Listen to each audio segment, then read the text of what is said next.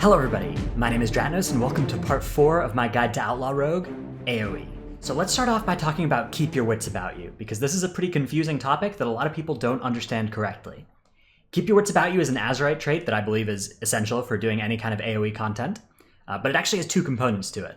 The first part of this trait is an increase in the damage of additional strikes of Sinister Strike. So that means whenever you hit your Sinister Strike button and it does 2 attacks, that second attack is going to do more damage based on the Keep Your Wits About You value. Now that value scales with the item level of Keep Your Wits About You, and it scales with multiple copies of the Keep Your Wits About You trait. And this functions on both single target and AoE. But this is a minor part of what makes us interested in the trait. The main thing we're looking for from Keep Your Wits About You is the other clause in it, which says that every time you damage something with your Blade Flurry, you get a stacking 2% increase to the chance for Sinister Strike to strike again, until that Blade Flurry is done. So it's important to note that this is only functional if you are actually Blade Flurrying on multiple targets. Some people ask, like, should I Blade Flurry on a single target with this? It doesn't do anything.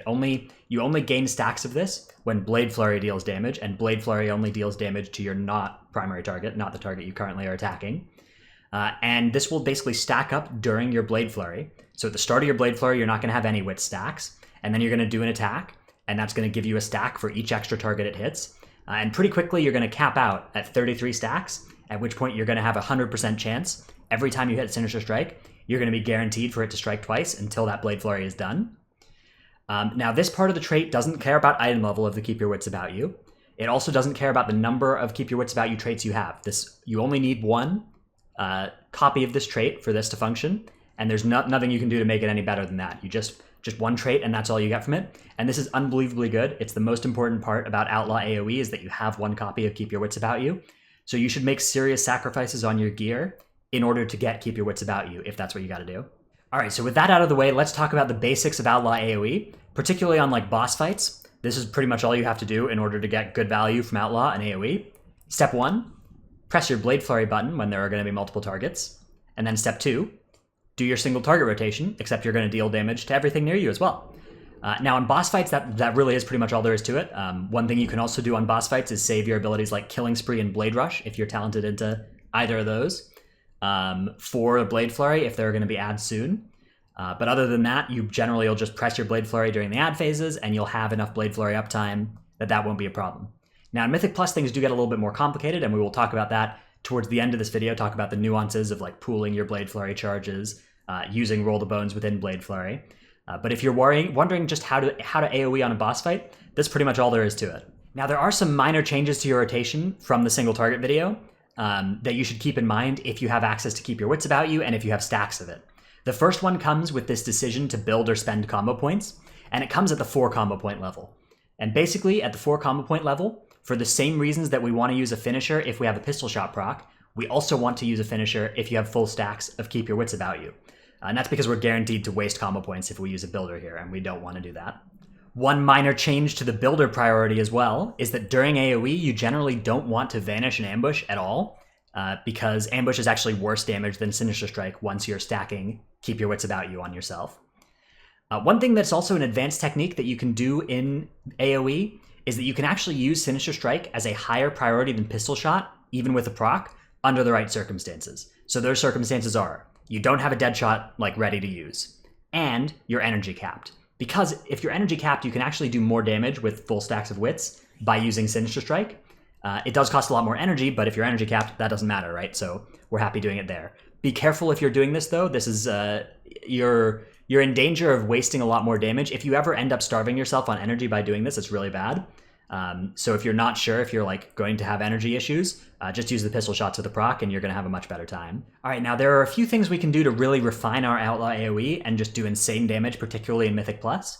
The first is thinking about when you should use your Blade Flurry charges, because you can't have full Blade Flurry uptime. You're going to want it more often than you have it, and you have to make a decision about which parts of the dungeon you're not going to have Blade Flurry up.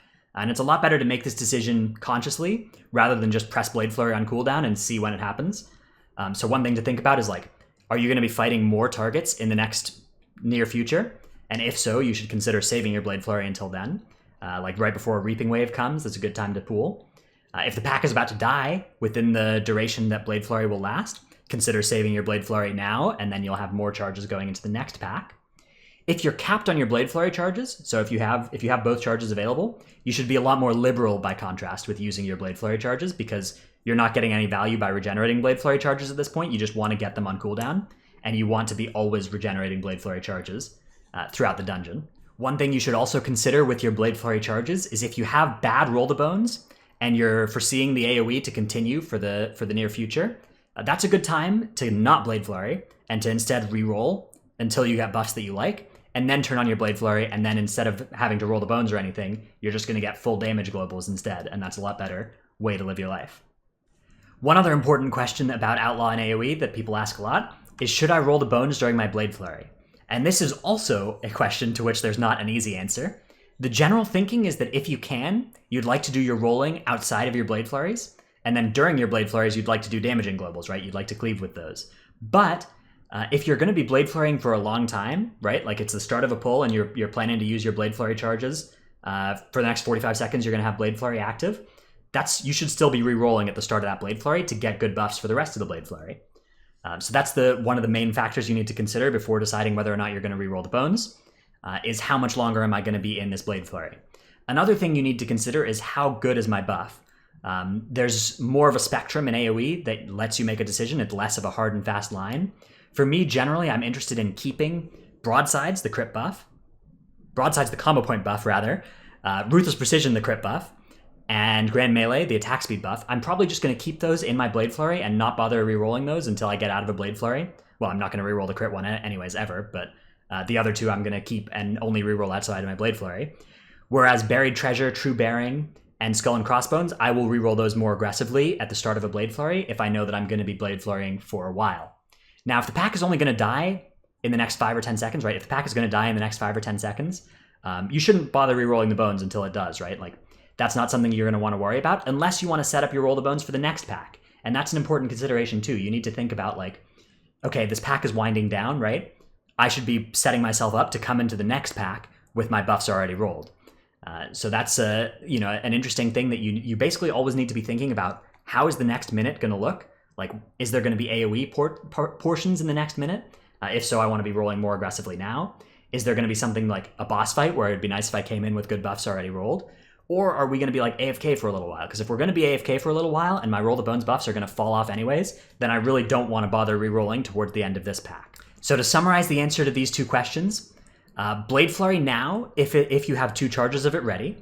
Otherwise, think about saving it for later if you're going to fight more enemies later, or if you want to get roll the bonesing done right now.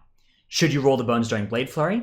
Generally you should, unless the Blade Flurry is going to end soon, in which case you can put your roll the bones outside your Blade Flurry, or if you have buffs that are already quite good. So the 3 good buffs being crit, combo points, and attack speed. Thanks for watching part 4 of my guide to Outlaw Rogue about AoE. I'm planning to do one more part of this guide about frequently asked questions, so if you have any such questions, put them in the comments here, and if I'll add them to that video if they're good. I've already got a nice sizable list though, so I've got an episode already planned out for that. If you enjoyed this video, great. You might enjoy some of the other content on my channel as well then. Please consider liking and subscribing and turning on notifications. Also check me out on Twitch, I stream there too. Thanks for watching, and I'll see you in the next one.